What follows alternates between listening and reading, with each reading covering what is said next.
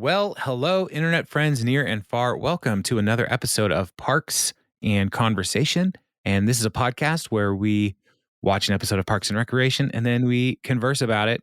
And I'm Jason, and I'm joined all the way across town by the power of the internet, maybe by my friend Jeremy. Say hello, Jeremy. Hey, how's it going? Well, it's we're recording. We did it. We did it. Listener, we had many challenges, but nothing would keep us from recording this episode, because this episode may be one of the most important episodes in the history of television, because we are introduced to the Cones of Dunshire. Amen. Yes, amen. The Ledgerman.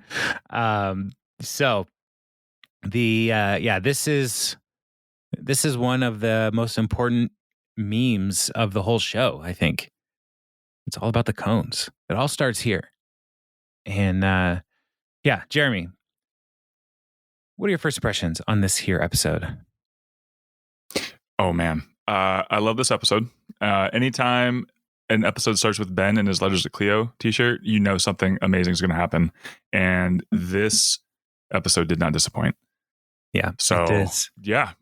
Ron's storyline is kind of, it's fine. It's kind of sweet, actually. And a lot of Jeremy Jam in this one, not quite as grating as usual, but still very funny. And then of course Ben's storyline is my favorite in this one. I thought Adam Scott did an amazing job in this episode. So yeah, how about you? What'd you think? I love Ben's story in this episode because we get to meet Barney again, and also the office is built out a little bit more. And is it Fred who comes? I think it's Frank. Frank, yes, Frank, who took his job through the job last time Ben quit. Just seeing his prove yourself attitude towards Ben is great. I love it. There are no complaints with the Ben storyline. I'm not crazy about Jeremy, but I do like Chris in that, where Chris ends up in that storyline. Yeah, that's true. That's good. And then also Ron is great, and another element of Ron and April's relationship that is like, these two are going to be the best of friends forever. Yeah. So yeah, I mean, there's a lot of good stuff. So why don't we analyze and talk about this stuff a little bit more in depth? And we'll start with Ron's story, and then we'll talk about Ben's story for a bit, and then we'll take a little break because we got some emails, and then we'll wrap up with Leslie's story and conclude with Ben again, because those stories end together. So that sounds good. Let's do that. All right, let's do it. So, if you have my spreadsheet, Jeremy, I color-coded everything because I can't. Speaking of spreadsheets, what's up? I can't help myself. So we are going to be looking at the blue. Yeah, the blue section. I've got yellow, blue, and green. Yes, those are the colors I chose because they're the easiest to get to in the color selector. So, all right, that is an aggressive green. Let's do this. It is. There's also a bit of a theme throughout this episode because all of the different storylines are dealing with money in some way or another. So, it's true. So it picks up the blue story, Ron's story. He is going to sell his cabin. And he's made his listing. Jeremy, what can you share the listing? What it actually says? Yeah, he hasn't had much luck finding a buyer with the listing that April reads to him. For sale, small house, location, forest. Yeah. Current owner will not clean up shotgun shells or animal carcasses. I just love April's like, it's a bit wordy, don't you think? And Ron's like, his reaction is like, yeah, I mean, yeah, maybe. Right. And I just, anytime Ron is interacting with the public and with strangers, he gives no information. And so it's just on point, really, like for sale, small house, location, forest. Yeah, I love that. And yet he's frustrated that there's no takers, right. no offers yet. Right. Because it sounds like I'd like to sell you my cabin, but first I'd like to murder you. So like, I don't know. Like that episode of of the IT Crowd where Moss answers that personal ad with the German. And the German, like, they watch the a movie. Ad is like, I'd like to cook with you. Cook with you, yes. Turns out he's a cannibal. So, and Moss is like, oh my God, what a misunderstanding. But he finds a friend and then sorry, I know this is not the podcast, but that one's so funny because then they find out because they've been wanting to watch this movie, and then they find out that the German, the cannibal, has an amazing home entertainment system, right? And so they go along with it for a while just so they can watch their movie on his whole. And the German's like, well, what about now? Like, when are we gonna do this thing? Anyway, right. if you haven't watched IG Crowd, go just stop what you're doing and go watch it. It is a very funny show. It is still on Netflix, whereas our favorite shows are constantly being removed from Netflix. IT Crowd holds strong, or not even finished, which is the worst. Anyway, has some feels. I'm sorry, they keep doing that to you. Right. Yeah. So we come to find out that Donna wants to help sell it because she recently got her real estate license. And I love how she presents her business card with the phrase "Splodao." So she is, Ron reads it, Regal Me Realty, find your castle. And so he's like, yeah, I could use some help. And then Tom's like, I want to get in on this because Tom wants to be a mogul. Being a real estate mogul is a hot mogul right now. So Tom gets in and they decide to split the commish. And anytime Tom and Donna get involved together, they instantly write a jingle, harmonize on the jingle, and things are going to go great. So let's try it. Written. Let's try it with the delay on the line. No, I'm just kidding. So delay on the line. Oh, perfect. What's that? Nailed it. I thought that was it. Yeah. So listener, that's the delay that you just experienced. That's how far off we are on this show. I mean, it usually takes like an hour to listen to. It takes 4 hours to record as we're just working through the delays. Don't worry about it, listener. We do this for you. We do this for you. Hey, how's it going? All handful of you. So I'm Jeremy. Sorry, that's dumb. All right, so they get out to the cabin, and Ron, Tom asks why is he selling, and Ron is like, I recently purchased a cabin big enough for the whole family, and I can't justify owning 4 cabins. And then he pauses, looks at the TV, 2 cabins, looks at the camera. 2 cabins, not the TV.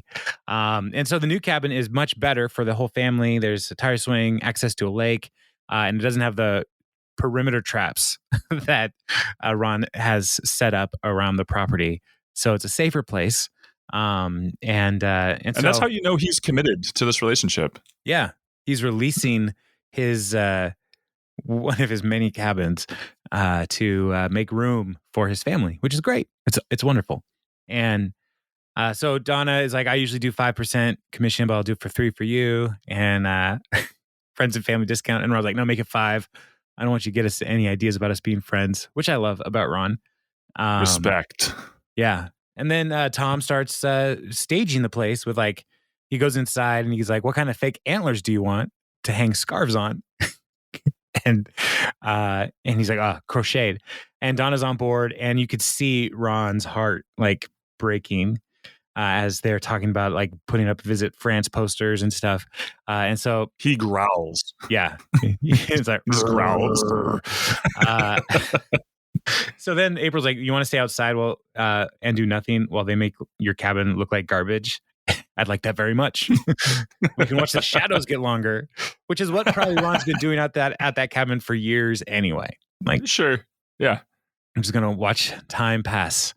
So then people start showing up, and it is going great. I get there doing the open house, and Ron is not really excited about all the people being at his cabin, which is like his safe place, right?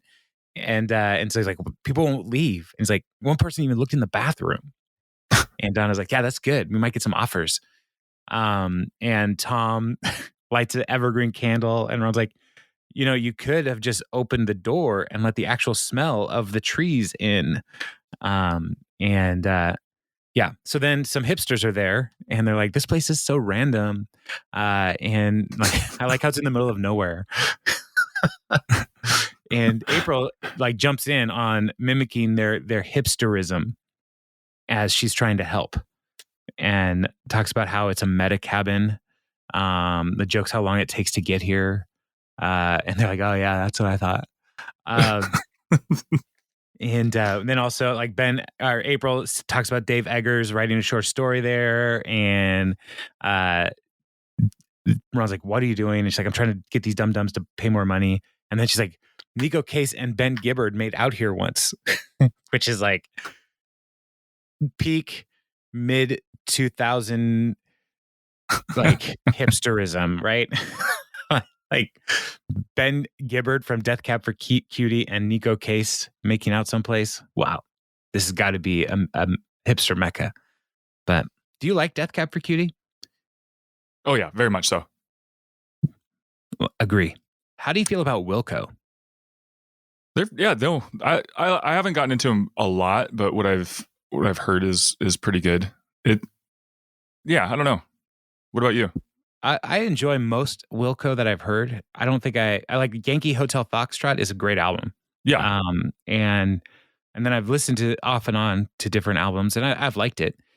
But every time I look at the lead singer of Wilco, who is the lead singer of Land Ho and the Land Unity Ho. concert, every time I look at him, I'm like, is he trying to look like Peter Jackson? Is that the look he's going for? And I get confused. So, anyway, that's probably why it takes him so long to put out albums. It's the Peter Jackson effect. They put out so many albums, man. I don't think that's the case. They do. They do. That's part of why it's like hard to keep up with Wilco. It's like there's so much music. How did you do this? So, anyway, them and Weezer. Slow down, Weezer. Slow down. Nobody asked for most of these. Hey, they're in their seasons. It's fine. You love Weezer. Listener Jason does not love Weezer. I love that song. What did Weezer ever do to you? Almost nothing. Okay. No, I don't mind Weezer. It's just most of their songs sound exactly the same. Mm-hmm. It's comforting. Yeah, it's like mac and cheese. Don't try to mix it up. They're the mac and cheese of pop. Mm-hmm. Ooh. You look just like Buddy Holly. So, cut back to, after this diversion, back onto the selling of Ron's cabin. They're getting multiple bidders, and there's people putting their financials together. It's going really great. And one guy wants to just tear the place down and use it for the land to put in a glamping place, which Ron finds out is glamour camping, and he's like, "You're describing a hotel," and that doesn't really go with Ron's whole like ethos in the world. And one of the hipsters says, "Hey, do you ever think about putting some mustache wax in there to like curl up the ends?" And Ron growls even more. He closes the open house. He's like, "We're not taking any more offers. Sunsets in 95 minutes. Good day." And Tom's like, I love that the mustache wax is the straw that breaks the camel's back. Like, yeah, that's it. I can't anymore. I'm not mustaching any waxing of any sort. And then Tom tries to sell the charm of the place with the cantankerous old coot who owns it. And so the open house did not go great. However, Donna, cut back to the office. Donna's on the phone and she's uh, receiving an offer from that couple that liked the house so much. And Ron's like, I despise them. He's like, well, they came back with a new offer and jacked that shiz up. So it's way over asking price. And Tom's like, this is a huge bid. You can't just turn it down. And he's excited because he's going to be a mogul. And Ron points out that he built this whole he bought the cabin 18 years ago for $2,000. He doesn't care about the money. Tom's like, I can't even understand the word you're saying right now. But it was, Ron had this refuge in this cabin, and it was important, and he wants the next person to see it as that for their family. And April then offers to buy it, and Tom is like, you can't afford that, can you? And then Ron gets into like, what are you going to use it for? And she says, Andy and I will go up there with Champion and get away from everyone, and we'll look at spiders. And it's where I'd bury the bodies of that annoying couple after I murder them. And her offer is everything in her purse. And so what's in her purse, Jeremy? This is like a let's make a deal episode. Yeah. Like $100 to anybody who can come up with somebody else's inhaler. Yeah. But in this situation, it's a cabin for anybody who can come with somebody else's inhaler. That's true. Yeah. She offers him $8, a bunch of loose cough drops, and Larry's asthma inhaler. And I love Larry's like, I've been looking for that. And April's like, this is part of a real estate transaction now. And he's like, oh, I'm sorry. You have no legal claim to it. Oh, Larry. Sorry, I had no idea. Yeah, so they I'm looking at this offer from April, and $8 and cough drops and an inhaler. I mean, that's probably worth like $48,000. Because, inhalers are not cheap. Medicine's expensive. Yeah. Luckily, it was somebody else's. Yeah. I've worked out well for April. But here's my question. What kind of cough drops would you be willing to make this deal for? The only correct answer is Ricola. Oh, what? Yeah, dude. Ricola. Or Fisherman's Friends. What? Oh. What are you like a Halls guy? Oh, like, yeah. I'm a Halls man, like my father and his father before him. Oof. Halls cherry with mentholyptus. Oh my goodness, it's so good, so good. Is that what you're eating while you're putting on your Old Spice and like? Oh man, that's so. Yeah. No man, if I see a bag of Halls cough drops, I'll just have one. You're like old man candy. Yeah, let's do this. One time for Halloween, our house. No. Let me finish this story. Our house didn't really celebrate Halloween, and so they would turn off the lights and everything. Like we would just sit in the dark. Like this is scarier than actually celebrating Halloween, guys. Right? And we lived on a corner lot on a neighborhood, and so like there weren't any sidewalks. It was actually hard to get to our house, from like where most of the houses in the neighborhood were. And so somebody came one year, and we didn't have any candy, and so my dad gave them cough drops. True story. And I totally am like, I was kind of jealous. I was like, well, I'd like some cough drops. So I love them. What flavor of Ricola are you going with? Oh, just original. Original is good for me. Are you a menthol? What is that flavor? I think it tastes like the Alps. I think it tastes like Lederhosen, strangely. Tastes like the Matterhorn and those large whatever the horn things that they use are. Yeah. Have you been to Leavenworth when at the Enzian they had the guy blowing the horn? Have you been there when he blows that horn? I have not. It's pretty boring. Dang it. Yeah, but it would be better if you had some Ricola. That's all I'm saying. Yeah. What Halls are you? Are you a cherry or? I am cherry. I won't turn down the honey. Honey, honey's so good. Honey's fine. Do you go for the ones that have like the liquid, the goo in the middle now? No. I didn't sign up for Gushers. That's not my jam. So geriatric gushers. yeah, no, thank you. I mean, I think I saw a commercial for those during Wheel of Fortune. So right after the hover round commercial. yeah. I don't like how the Wheel of Fortune has everybody in little booths. I don't like this. This is a real problem for me. Every time I turn it on, it's like, it's not the same. COVID, you've ruined everything. Yeah. So I would I would take this deal from April if it was a bunch of loose cherry Halls cough drops. Oh, If they're stuck together, that's fine. That's one cough drop. I'd take the $8 and just let her keep him. That's yuck. All right. So Ron takes the offer and then Donna is like, this can't be real. And so then Ron gives her her commission, and Donna then slides a coin over to Tom. It's in, here's your share, mogul. So hey, you got to start somewhere. All right. Nobody said it was easy. Nobody said it was easy. Nobody. All right. So that's the that's Ron's story, which is excellent. Let's talk about Ben's story, because Ben recently lost his job again. He got fired from earning Sweetums. So last time he lost his job, he was super depressed and got into claymation. Jeremy, what is he getting into this time? Board game creation. Now, board games are you and I both enjoy board games. Yeah.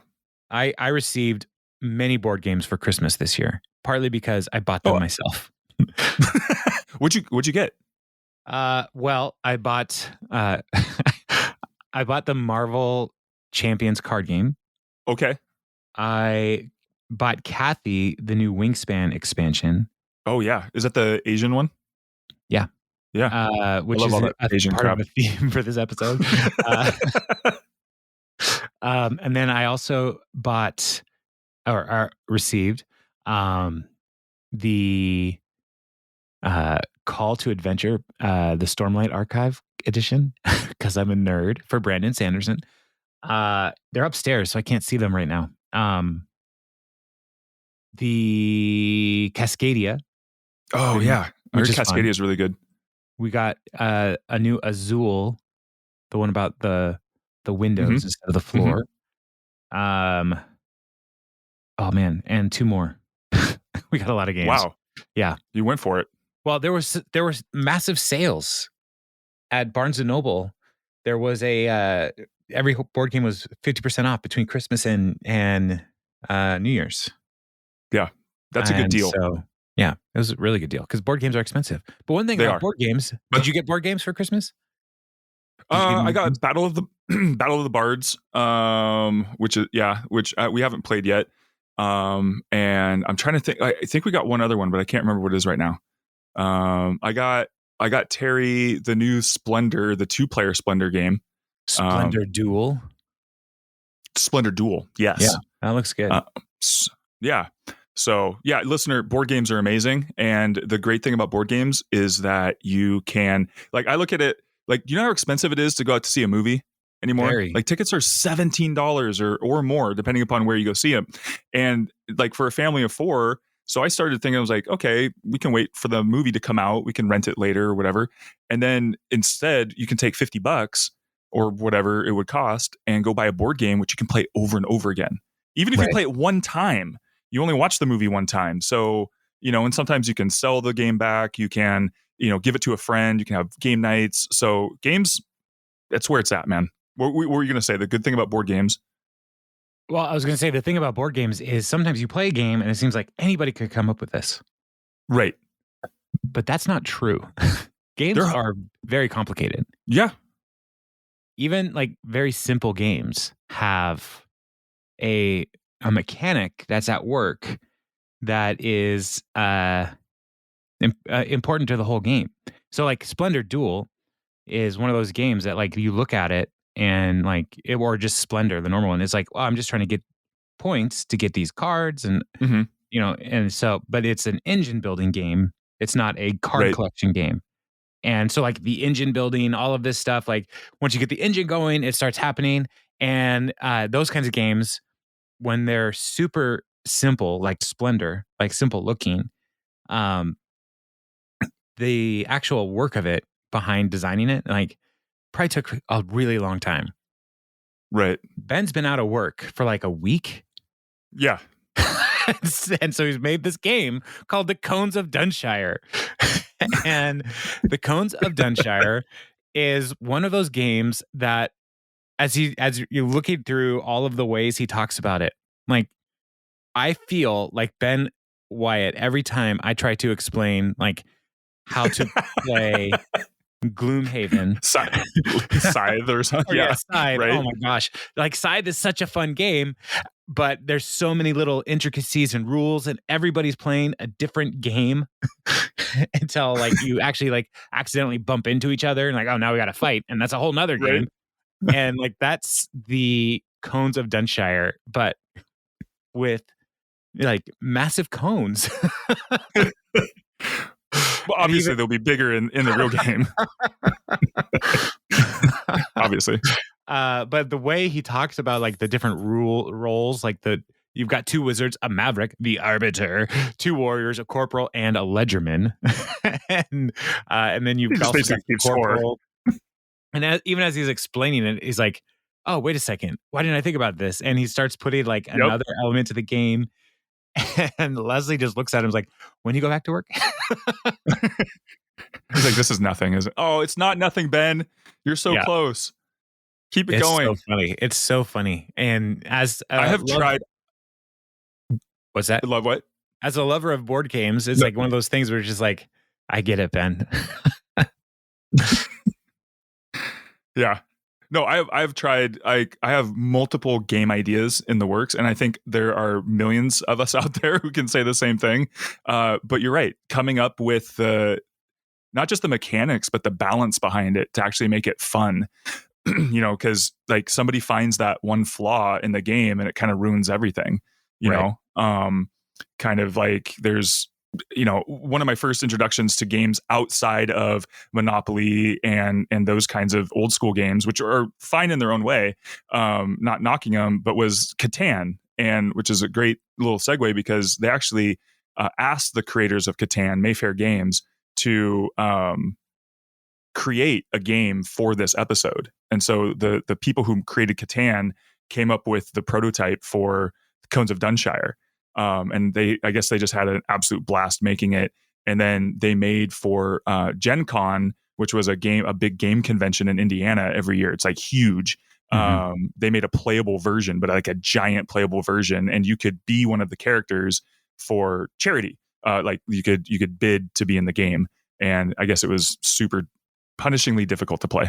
But people had fun, and there were rumors there was even a Kickstarter to try to get it made. But the rules, my understanding is that the rules were such a joke, and then to try to implement them, they didn't know how to actually make the game like fun and playable itself, and so it just kind of fizzled and petered out. So, but I just like the idea because Catan was one of those games where it was huge. It's a huge game, but if somebody knows how to play it even halfway decently, they will rout anybody at the table, right? Like, anyway, so balance. You got to have balance.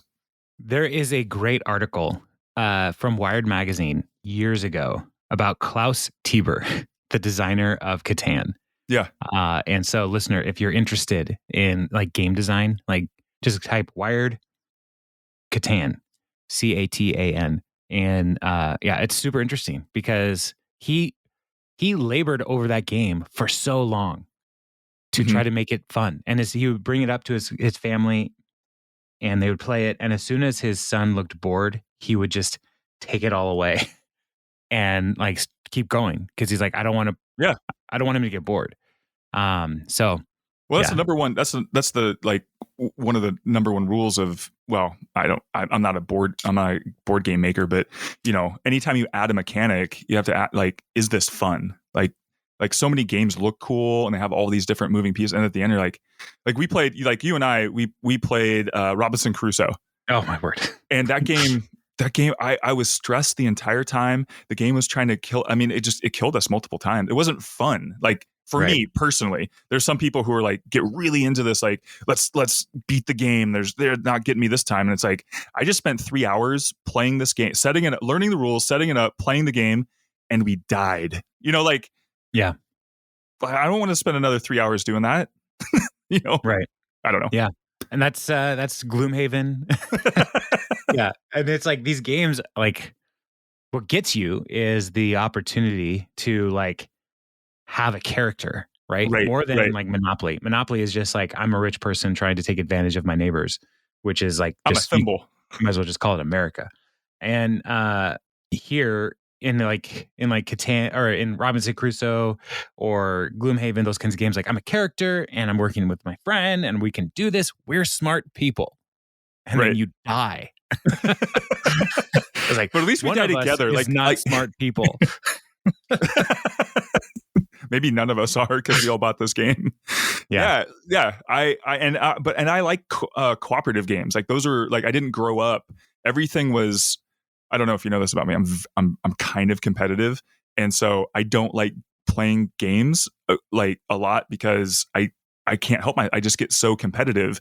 Like for instance, when you're playing a game with people who you consider your friends, but they all gang up on you, like a game like Munchkin or something, and for like 5 times in a row, everyone kills you multiple times. And then they laugh about it because they think, oh, this is a fun, like this is a game within a game. Like, right. Like let's see how frustrated we can make Jeremy. And it's like, oh, even though there's other people who are about to ready to win the game, he's only at level 3. Let's just, kill him some more. So, like competition gets the better of me at times. So I like cooperative games are fun. Yeah, Jeremy, I feel like you're misremembering some details in that story, but you were about to win, and then we made you not about to win. So, but not just one time. I'm just saying, like, yeah. You were the first who was about to win, and then we all said no.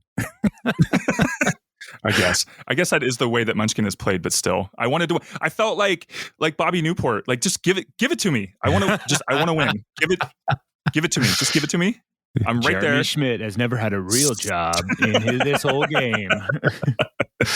Anyway, so I love board games. We could have our own podcast about games, but I'm sure there's many of those out there.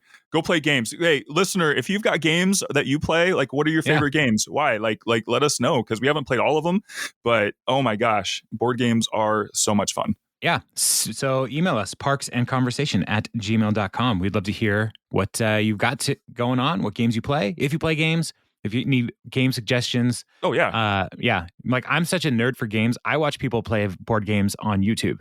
Like, how do you play this? And then I'll watch them actually play the game. Like, that was great. And then I remember I made fun of so many people for watching Twitch. You watch people play video games. It's like, oh, this is worse. So I know it's so much slower. Oh, wait, but then they roll the dice. Well, hold on. It gives you time to get another cough drop. Right. Yeah. So Ben goes to work and he's back at the accounting agency that he has worked for twice already. And Barney is so excited to see him. He calls out for Ted. He's here. He really came. And then we meet Frank, who took the job last time Ben passed up. And Frank is like not impressed, doesn't think Ben is as cool as everybody thinks Ben is. He's like, let's see if you live up to the hype. And Ben's just like, oh, Frank seems cool. So Ben's at his desk and they bring in all of he's doing his starting paperwork. And then they bring him in with their toughest case. And it is a competing family trust, a contested will. It's a whole thing. All of these words they're saying, I'm like, I don't understand why this is hard. So, but it's difficult. And Frank is like, let's see what you got, genius. And then we have a talking head with Ben, and they're staring at him through the window in his office as he's doing the talking head. He's like, if I'm murdered tonight, start the investigation with these two guys. And you have Barney, like, giddy that Ben is here, and Frank staring deadpan. And it's like, there's two motivations for murdering Ben in this moment. One is like, I'm just so like, you cuddle him to death. That would be Barney. And the other is Frank, who just glares at him to death. So Ben's got the case. He's on the case. He's got work to do. And so they come to the next day. It's Saturday, and he's at the firm. And Barney is really excited. The Saturday at the firm with Ben. So Ben's throwing out some different ideas: dissolve the loan out, file bankruptcy. And Frank's like, "We thought about that a month ago." And then Ben just has this moment. He's like, "What if we just dissolve the trust?" And he starts laying it all out like a perfect play in Cones of Dunshire. Like the arbiter went to the farmer and then overtook the ledgerman, and all of these different things that it could all work out. And Frank's like, "Oh, wow, we never thought of that." And then Barney is super excited, and he comes back behind him and he holds up a lamp behind Ben. He's like, "Now say it again, but this time I'm going to turn the light on like you had a great idea." Because they're nerds. They're all nerds. So Ben cracks the case, and Ben's just like, "I'm just doing my job." So he's just, not all heroes wear capes. So fast forward to Monday, then he's in the office, and he's singing a song about coffee. Need a cup to perk me up, a coffee in the morning. And the whole firm comes in and surprises Ben, and freaks him out. And he's like, "We wanted to throw you a pizza party to say congrats for cracking the case." And so there's context here that is important. Okay. Ben is just showing up. He needs a cup to perk me up, coffee in the morning. Right. The nerd army comes in and it's like, "It's pizza time." Pizza party, first thing, Monday morning. So anyway, so Ben opens the first box. I think pizza parties are one of the greatest inventions of all time. Like, we need more pizza parties in life. Yeah, like, when COVID hit, Kathy made the decision, like, we're going to have pizza every Friday night. Yeah. And almost every Friday night we did have pizza. It's just one of those things. It's just like, I've never been sad eating pizza. Yeah. It's just a great way to like to celebrate. Like, hey, I just renewed my license, pizza party. Yes. Right? Yes. Or the home inspection went through, pizza party. Mm-hmm. Filed my taxes, pizza party. Like, I just finished some pizza. Pizza party. So anytime I'm down for pizza. All right. So, but Ben That's what we're doing. The box here. And what's inside the box, Jeremy? What's in the box?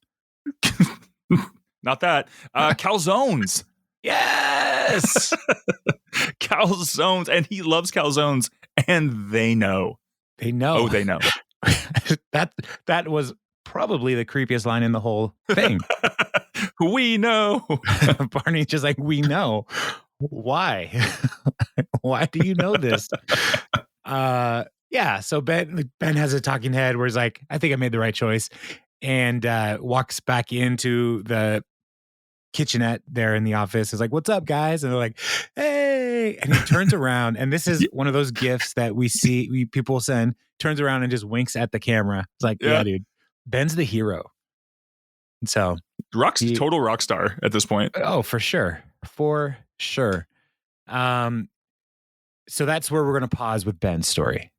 So, all right, we'll come back and we'll finish out what happens there, because the rest of the Leslie story ties into the Ben story. But first, we need to do a town forum, because we have a couple of emails. Listener, if you want to send us an email to this address, parksandconversation@gmail.com. That's it. Send us an email. And the first email that I want to highlight is from listener Christy. Many months ago, Jeremy, we were talking about treadmill generators. And do you remember this? Yeah. Okay. Totally. 100%. And Christy points out that this is a great idea. I was less on board with the great idea of it. But Christy thinks it's a great idea, but wants you to know that you're late to the party. There's already a treadmill that generates electricity as you run, and gyms are using them. At this point, they're only available for commercial buyers, not for home use. So, story of my life, man.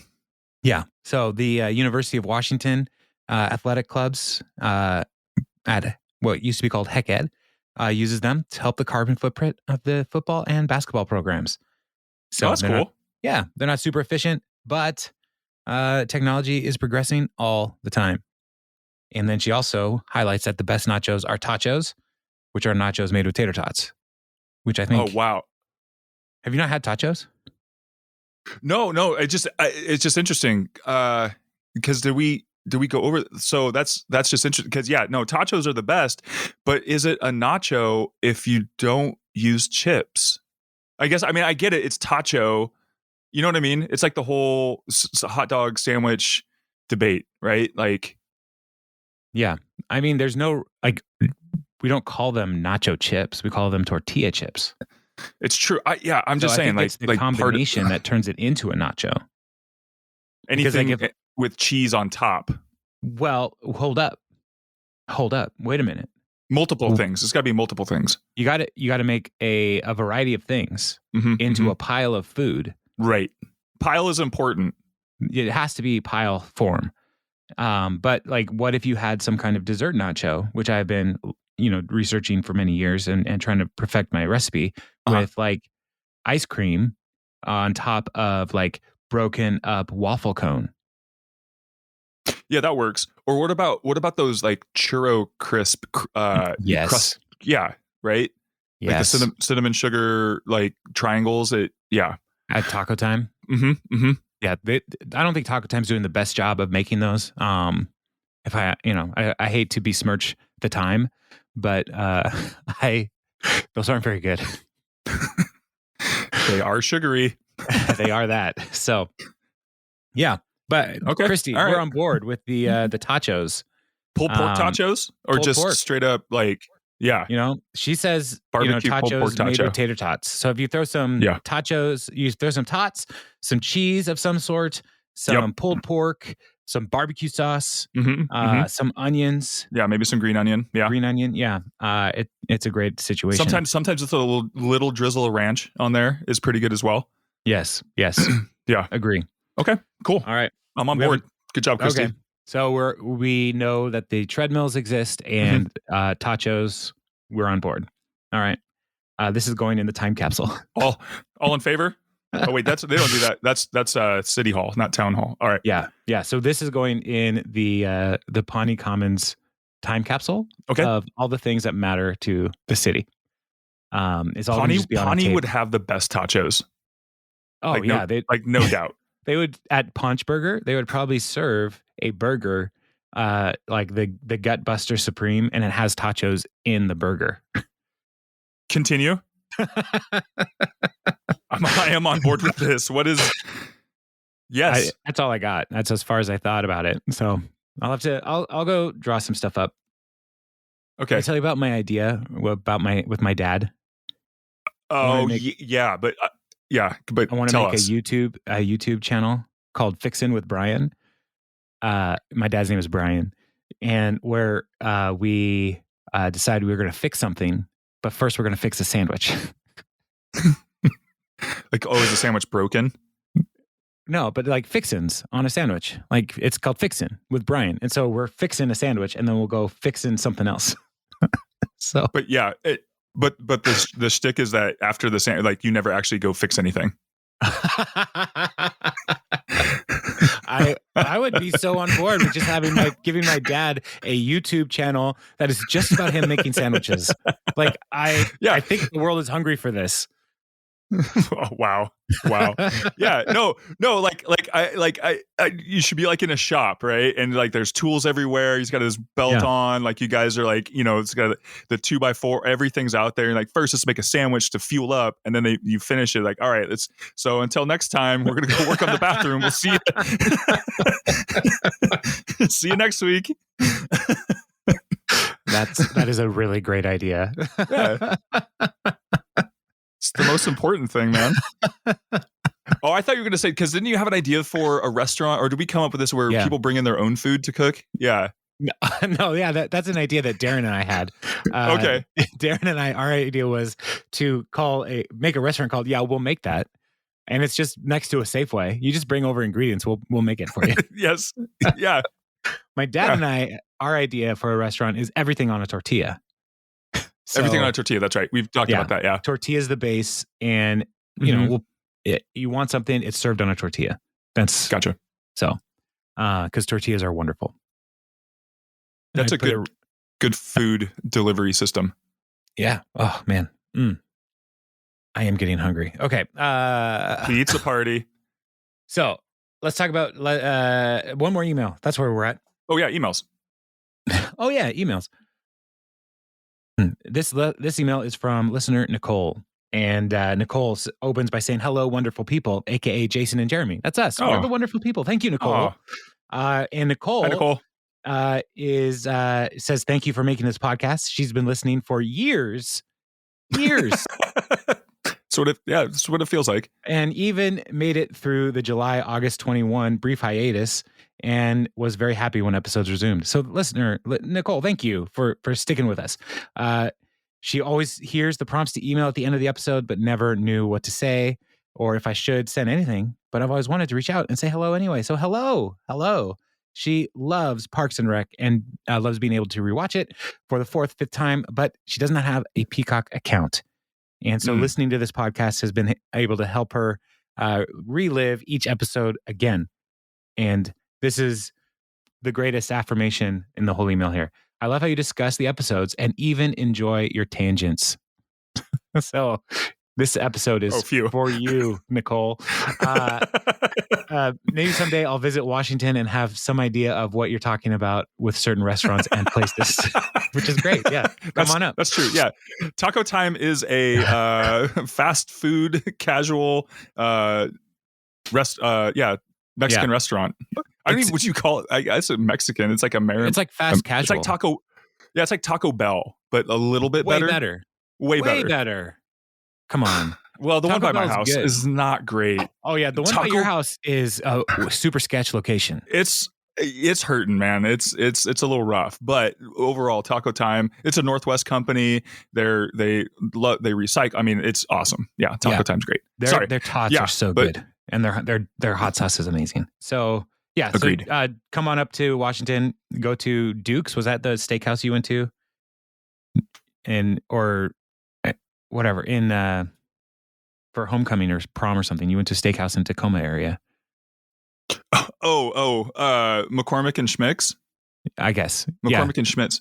That's so good. Oh, Stanley and Seifert's. Yeah, yes, that's the one. I knew Stanley it was somebody's name. Yeah, somebody's name.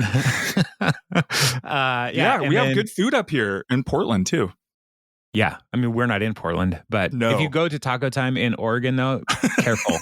Those may be different companies, which is the Taco Time name. Just watch out. So Nicole continues. Really happy to hear you guys will continue with the Sure universe after Parks and Rec. Can't wait to hear the Good Place episodes. And I just agree. It's a great and underrated show. Also, Nicole recommends Emily the Criminal starring Aubrey Plaza. And it is currently on Netflix. And she said it was great. I've seen the preview for that. It looks pretty good. So I've not watched it yet. We'll have to check it out. So thanks, Nicole. That's awesome. Thank you, Nicole, for writing. Listener, we would love to hear from you. We've already asked you for what kind of cough drops you like, what kind of board games you like. Let us know and send us an email, parksandconversation@gmail.com. And then let's get back to our main event, the story of Leslie. And she is coming to the end of her time on city council. And she is trying to get the Pawnee Commons funding secured before she is no longer on the council. And Jeremy is trying to keep her from doing any of those things. And his goal is to take that money that was designated for Pawnee Commons and use it to put in a new limestone shower in his office. Which I am now. Sounds awful. I wasn't talking about you. So that's the tension here. And so Leslie, her time is counting down, and so she's trying to get this squared away. So she's mad at Jeremy. She's cut to her in her office talking to Anne on the phone. And Chris comes in after Leslie hangs up and says, "Was that Anne? And I hope you were speaking to her in a calming voice because babies can hear everything. Baby, if you can still hear me, I love you." And then Leslie points out that the phone is hung up. And Leslie is like, Jam is being a dinkhead. Can you help me? And Chris is like, I can't play sides. But I want to do it whatever I can. And so Leslie pulls out a chart talking about all the times they've gone head to head, 112 times. And they're tied right now, 56-56. And Leslie's committed to not losing their final battle. Chris, will you help me? And then he stands up and says, no. I love that. No. And Leslie's like, I thought it was standing up like that. You were going to go a different way.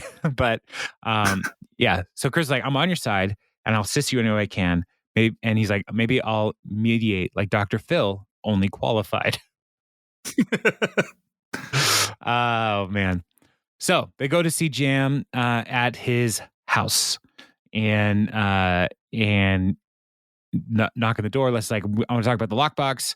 And Chris is like, I may want to mediate. And he is wearing a referee's outfit. He's got a yellow card. He's got a red card. And so what's Jeremy wearing when he answers the door? A silky kimono with no shirt underneath. No, it's unpleasant. Like much of Jeremy Jam, like it's unpleasant. And so they come in to his house, and Jeremy's like, "You got to take your shoes off. This is a house of respect." And says, Chris is like, "Oh, my shoes are very clean." Jeremy's response is, "No shoes, you lose." And Leslie means, that means you should have shoes, right? And Jerry's like, no shoes. Whatever. This is my dojo. And he's like, I got the house a bit of a mess. My wife's in Oklahoma for 8 months, maybe forever. Maybe forever. We'll see if she ever forgives me. Oh, Jeremy, so sad. My wife's in Oklahoma for 8 months, maybe forever. Oh, you have family in Oklahoma? Do I? Yes, I do. Yes, my sister and her family live in Oklahoma. Wow. My parents were just in Oklahoma and they made it back. Yeah. Shout out to Oklahoma. Barely. Maybe like a passing whisper to Oklahoma. Hey, Oklahoma. Hey. There's people who live there. So, listener, if you live in Oklahoma, I'm sure it's wonderful. But it doesn't have taco time. So then Leslie points out that there's a bunch of photos of golfer Michelle Wie. And Jeremy is like, "Oh, it's not sexual. I'm just a really big fan of her game." He's like, "Oh, really? Because that one, she's in a bikini." And Jeremy's like, "Yeah, thanks. I photoshopped it myself." So not sexual. So they're like, let's work this out. And Jeremy's like, "Well, I got to hit the hay." And so I was like, "Let's all stay the night." We bought the sleeping bags. I'm good to go. And she bought a dress that's a regular skirt from DKNY while they're at the outlet mall. And so Jeremy's like, "All right, great. We're playing hardball, huh? No sweat off my sack." This was the weirdest part for me, is that they were like, she was going to spend the night. She was prepared to sleep there already. To sleep there already. That's just bizarre to me. Yeah. I think they really just wanted us to get in Jeremy's house and have it for sure. super weird.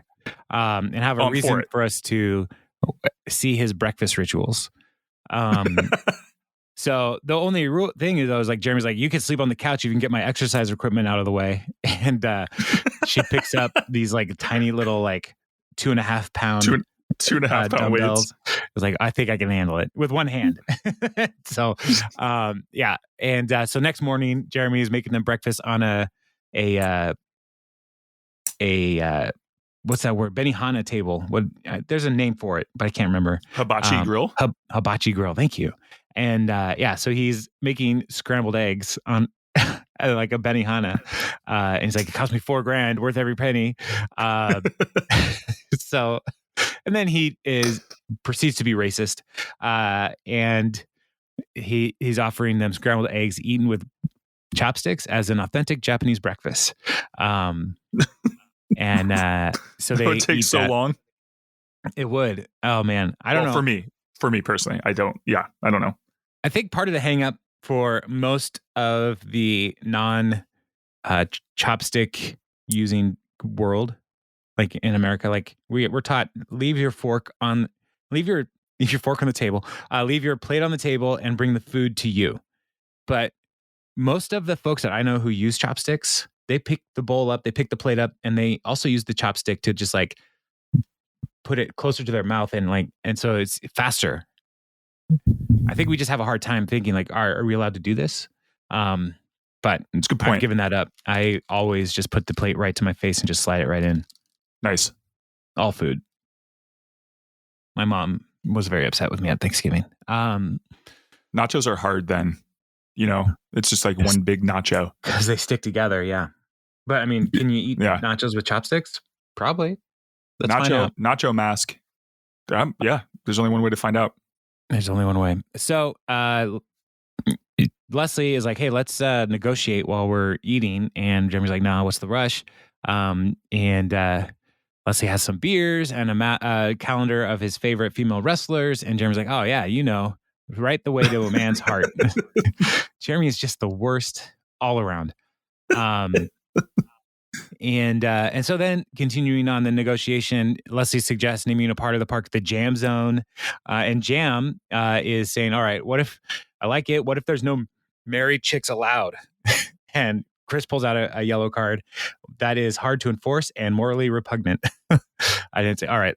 Well, let's celebrate this progress by these authentic edamame or Tokyo beans. Now, Jeremy, how should one eat edamame? Oh yeah, well, I mean, I'm just gonna say how I eat it. I pick it up with my fingers, and you kind of pop it in your mouth and use your teeth to scrape, pull it, and then the pods pop out. Right. Or the beans pop out of the pod, and the pod's usually salted, and so it's like a salty bland treat. Yeah. So, how does Jeremy say we should eat them? Jeremy Jam, not Jeremy. You. Yeah, Jeremy Jam says you eat the shell and throw away the beans. Yeah. That's wrong. Don't listen to Jeremy Jam, people. Yeah, you have really immersed yourself in Asian culture. Man, Jeremy Jam is wrong on all the levels. And he's tired of negotiating here. He's bored. They've been going at this for a long time. Let's take a break. And he's like, Chris says, well, let's pick it up on Monday. And Leslie's like, no, can't wait till Monday. Got to keep going. Let's change the venue. Let's go do karaoke.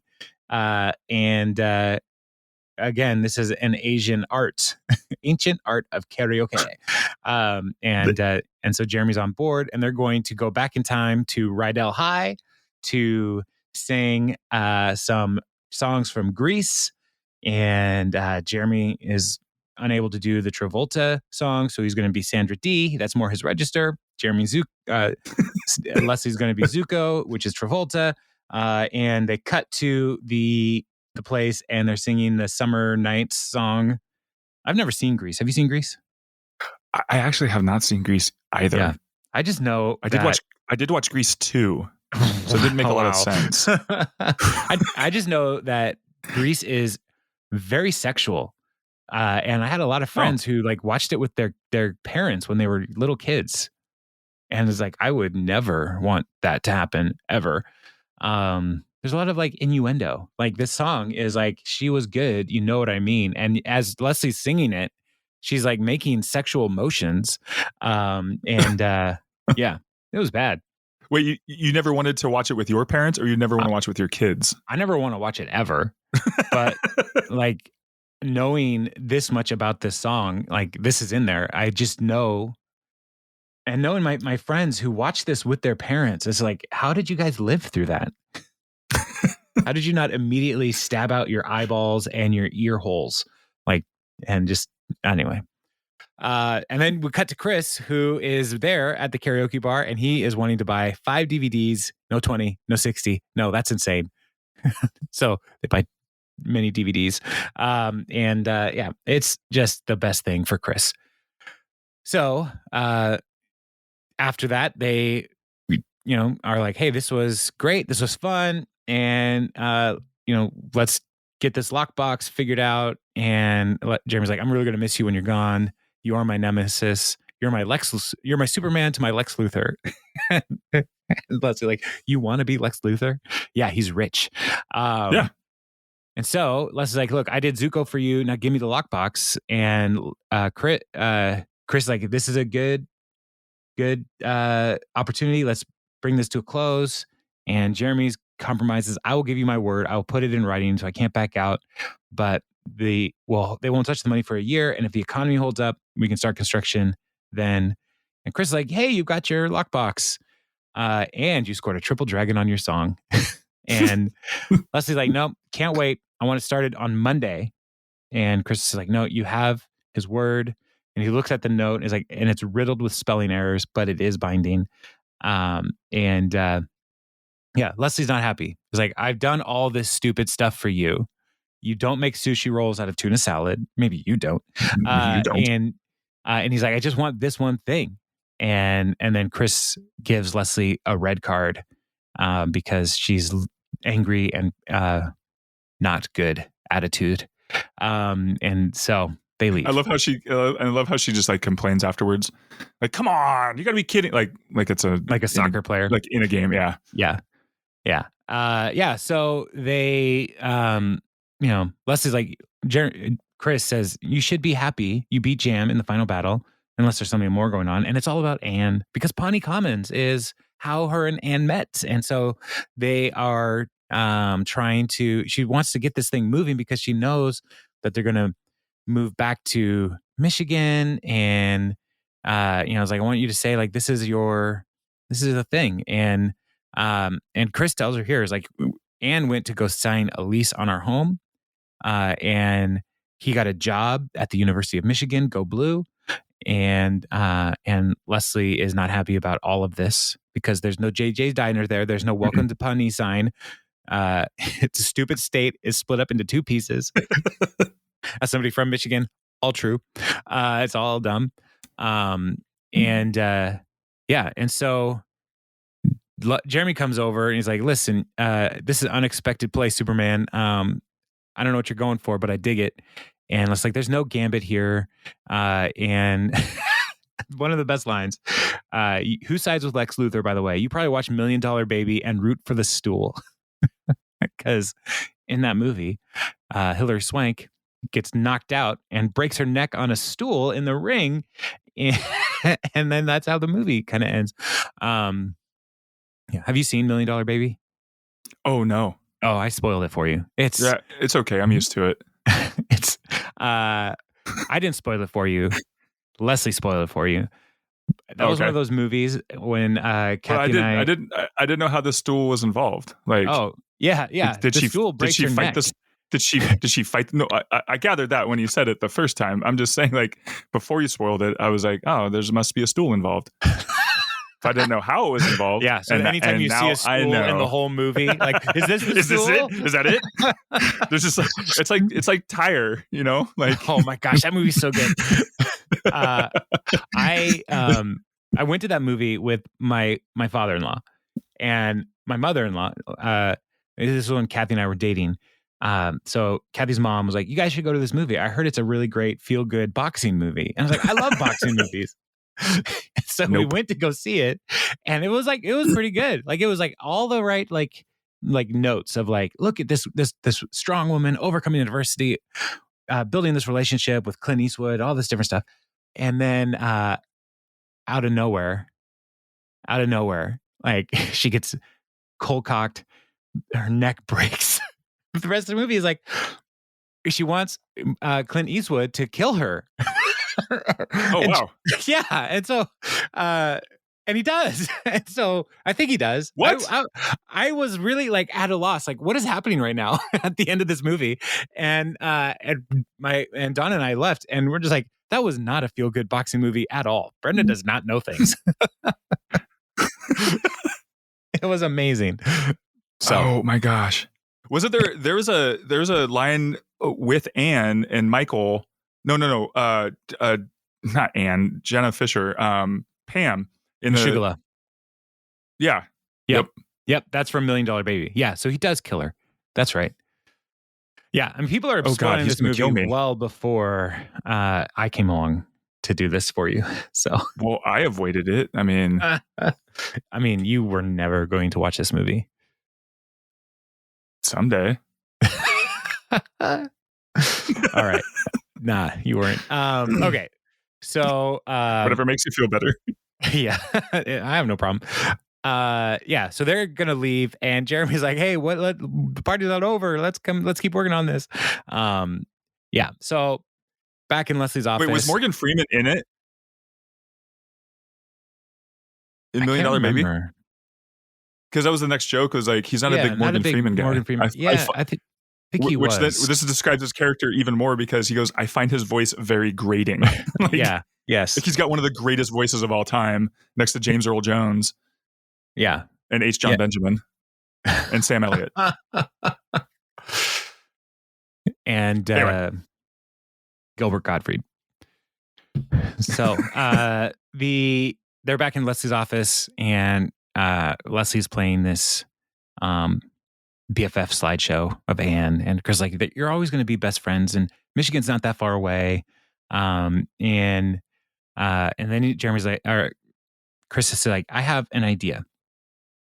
It's not the most ethical thing to do, but he has an idea, and he wants to Leslie to consider it a goodbye gift. So they go to Jeremy's office, and Chris promises to give 5 IOUs to Jeremy in the next council term. And Jeremy's like, wow, this is great. You must really want that park. And Leslie's like, yeah, I do. And so he's like, I do it all for my best friend. And Jeremy's like, thank you. That's all I wanted to hear. You're my best friend too. So the whole thing was about. Yeah. Like these two people realizing they're best friends. And so Jeremy, Jam agrees to the deal. They go and they vote. It passes 3-2. And let's like, Jam's going to be pissed when you find out that your IOUs are worthless because you're leaving. Because like, well, it's not the most ethical thing I've ever done. But on the flip side, Jam is a big, mean dope. And so he's like, I hope this helps. And then Ben's there and he's like, hey, speaking of Ben, how's your new gig coming along? And he's like, well, I got a raise and my fridge is full of calzone, so I'm not complaining. And Chris says, well, with me leaving, they're going to want a new city manager. And I've already talked to some people and you have the votes if you want the job. And Ben's like, what? Seriously? Is this for real skis? Like, yeah. And Ben's like, I mean, wow, it would be insane to say no. And so he's like, oh no. And he realizes he has to go and quit the accounting firm again. And so he goes in and Barney is like, Wyatt, you're late. Just kidding. You can do whatever you want. And he's like, well, I have some bad news. Today's my last day. I got an opportunity. Can say no to. I have to quit. And I was like, oh, I knew it was too good to be true. And Ben's like, but I have a gift for you. It's in the break room. If anyone can appreciate it, it's you guys. And the accounting firm team is there around the table, and they are learning how to play Cones of Dunshire. And I love... They all want to be the ledgerman. Yes. I love that. Because they're accountants. They want to keep score. Accountants, yeah. So It's like when Dwight makes the avatar of himself in Second Life, and it's just him exactly the same, Yeah. but he can fly. They're like, so you just want to be accountants in this fantasy game where you could be kind of like anything else cool. Nope, keeping score. Right. At that time, my first life was so great. I literally thought I could make a second life. Yeah. So that's this episode, and there's a lot crammed in here. And Cones of Dunshire will not go away. It will come back multiple times, and it'll save the day yet again. So, yeah. Jeremy, any other thoughts? I mean, this was a longer episode. Any other thoughts on this? No, we covered it all. There's more. Really and more. There's not much to say left. I mean, other than what's next week? Well, next week we are talking about season 6, episode 9. Andy gets back from London. He's got jet lag, and I'm scrolling through the script here because I didn't open up IMDb to look. We see Ingrid, some Dr. Saperstein's in it. Yeah, I mean, it's going to be a good episode. Ron's in it. Second, remember what second it is? Second chunts. Chunts? Yeah, that's what it says. It's got a picture of Jerry on the IMDb picture, so he must say something wrong. I guess. I just see this Councilman Dexhart line. I was also engaged in inappropriate texting, sexting, and text-mexting, which is where send photos of your junk from the restroom of a Chili's to go. I'm just scrolling, and that's what showed up. I was like, okay. That happened. Oh, wow. Awesome. Well, yeah. I mean, after that, I don't know what else there is to cover. That's it. All right. Purd's in it. Oh, done. So, come back soon, everybody. We'll be here eventually. But for real, let us know. I'm always serious, but serious. It would be awesome to know, like, what kind, like, if you guys play board games. Like, I know we already have asked multiple times, but just before you go, like, seriously, write in, let us know about board games. Let's chat, and it'd be awesome. Yeah, parksandconversation@gmail.com. Also, tell your friends if you like the show. If you hate it, tell your enemies. Yeah, we like this show. Yeah, I like it. It's good. Yeah, I mean, it's technical problems aside, it's pretty fun. So, all right. Well, let's wrap it up there, and we will be back soon. Okay, bye.